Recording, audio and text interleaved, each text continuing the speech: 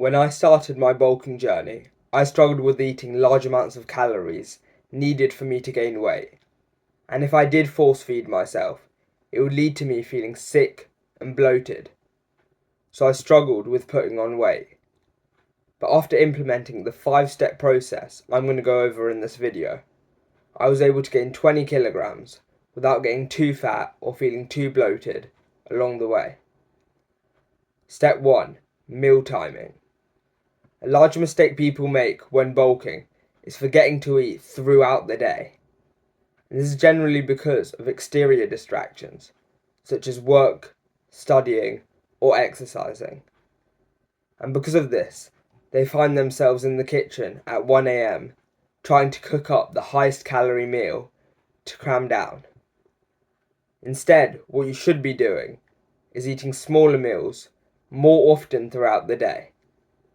And a good way to do this is to place alarms on your phone for when to have a meal. So this way, whatever you're doing, whether it be working, studying, or exercising, you'll always get reminded to eat your meal and not end up having to cram down thousands of calories at the last minute. So this is what a day could look like. Let's say your goal for the day is 4,000 calories. You wake up at 7 a.m. and eat your first meal at 8 a.m, which is going to be an 800 calorie meal. You then wait 3 hours for the food to digest and for your stomach to feel ready for the next meal.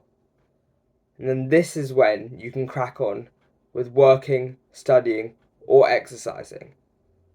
You then eat your second meal at 11 a.m, which is also going to be 800 calories. You then repeat this process for all of your meals, taking 3-hour gaps between meals and making each meal 800 calories. So then by 8 p.m. you've finished all of your meals for the day. And say you sleep at 11 p.m. That gives you 3 hours before bed for digestion as well.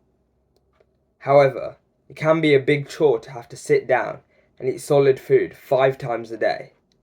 And that brings us on to Step 2. Liquid calories. Now, as you may have heard other fitness influencers say before, liquid calories are a cheat code to bulking, which they are. This is because, with these, not only is it easier to drink an 800 calorie shake than to eat an 800 calorie meal, but another benefit is you can take them with you anywhere, whether that be on a walk or just when you're out and about with friends and family. Or if you're the kind of person who doesn't want to spend time away from work or studying, you could slowly sip on this whilst you're studying or working. And if you don't know how to make a bulking shake, then this is a simple recipe to follow that doesn't require protein powder.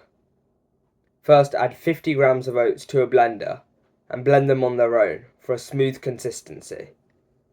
Then add in 40 grams of peanut butter, 40 grams of dates, 2 tablespoons of honey, 1 banana, 400 milliliters of whole milk, and any chocolate product of choice, whether that be cocoa powder, chocolate protein powder, or just some pieces of dark chocolate.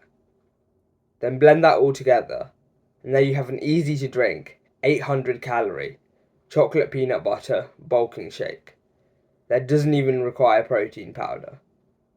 But if you're someone who doesn't like eating high calorie meals, then this next step is for you.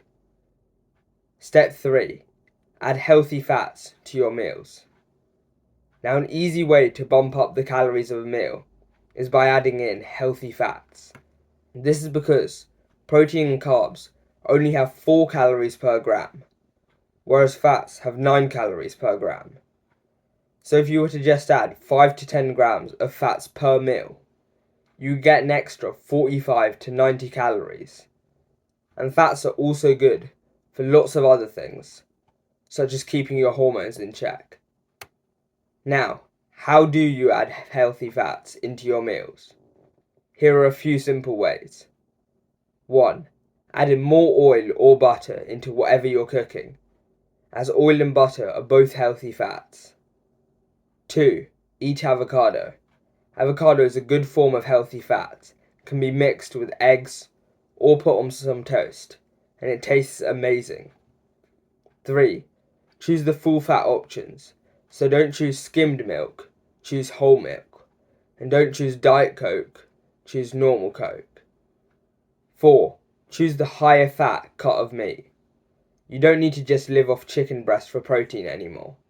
Instead, choose a higher fat cut, such as chicken thighs or legs. 5.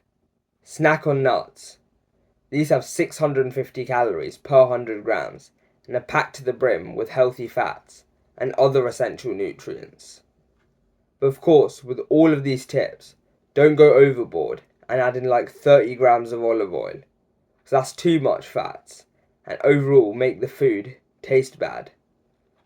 Now, what if you struggle with getting the meal down due to being too full up, and this causes you to throw it out? Well then this is where you can use step 4, meal timers. Lots of people struggle with eating the entire meal, which will end up causing them to throw it away, cause them to think they've eaten the right amount of calories, when they actually haven't. And this step is going to help you with that.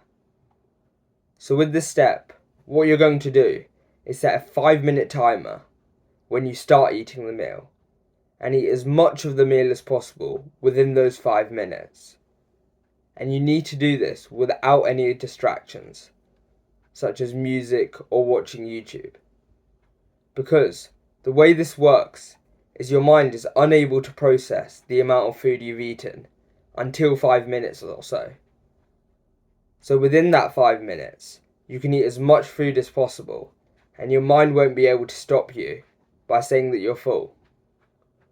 So then, by the time that 5-minute timer is up, you would have completed the majority of the meal, and you can just eat the rest of it normally whilst watching YouTube or listening to music.